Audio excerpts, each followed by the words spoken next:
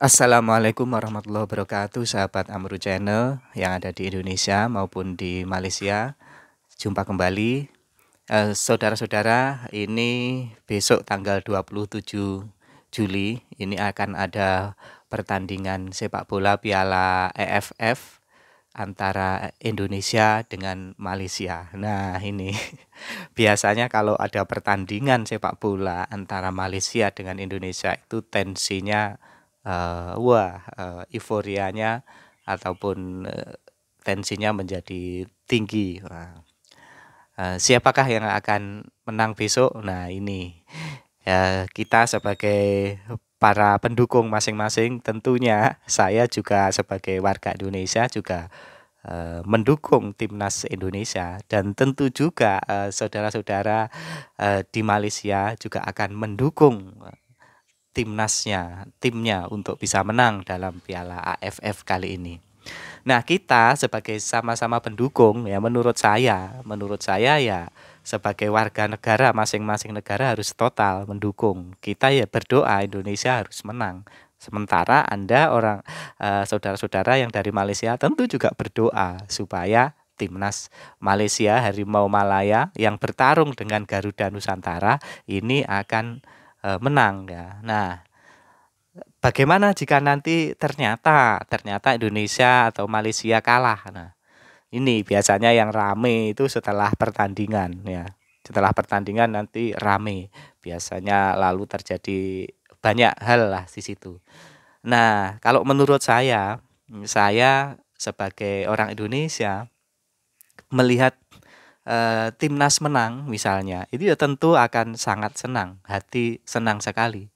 Dan tentunya ini saudara-saudara yang di Malaysia juga pasti begitu. Tapi kalau kalah, wah, kalau kalah kita pasti sedih, sedih gitu ya. Namanya timnas yang dibela kalah gitu. Nah, itu sedih. Nah, nanti bagaimana kita menyikapi jika timnas kita masing-masing menang atau kalah? Nah, menurut saya ya ini ya. Kalau itu mainnya fair play, mainnya bagus, sama-sama apa ya, totalitas. Ya kalau toh misalnya Indonesia menang ya alhamdulillah ya. Kita tentu bersyukur ya. Tapi kalau toh kalah, nah ini kadang-kadang yang kita sulit untuk menerima secara emosional, itu kita sulit menerima kekalahan. Ya kita harus legowo. Legowo itu rela hati. Kalau toh memang permainannya sudah total dan maksimal. Kita ucapkan, kalau misal Indonesia kalah, ya kita ucapkan selamat kepada lawannya, kepada timnas Malaysia. Kalau toh menang, kita kita ya juga jangan jangan sombong, jangan jumowo, jangan merasa paling hebat. Nah, itu ya senang gitu aja, bersyukur gitu saja.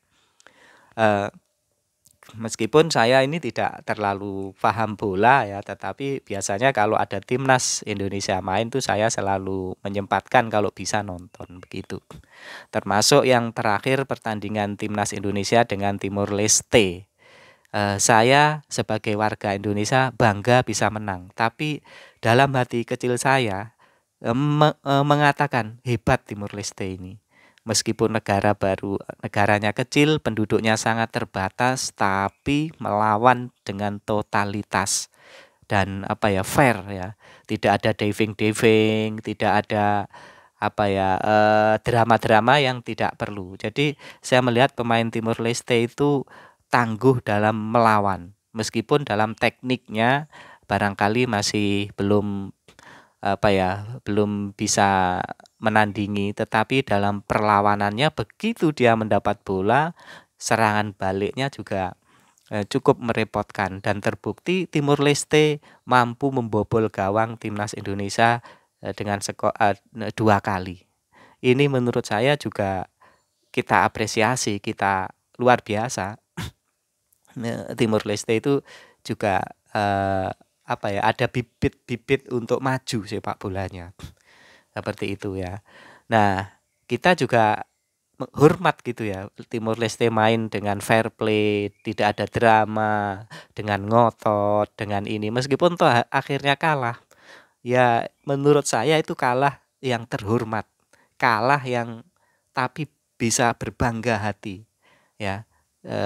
Seorang kesatria itu bukan masalah kalah atau menang ketika dalam pertandingan, tetapi bagaimana dia totalitas ketika melakukan perlawanan, ya. Totalitas, berusaha keras. Nah, hasil itu kan memang tidak harus sesuai yang kita inginkan. Kembali ke timnas Indonesia melawan timnas sepak bola Malaysia, Harimau Malaya dan Garuda Indonesia. Kita sebagai penonton masing-masing timnas tentu akan mendoakan tim kita yang terbaik, ya.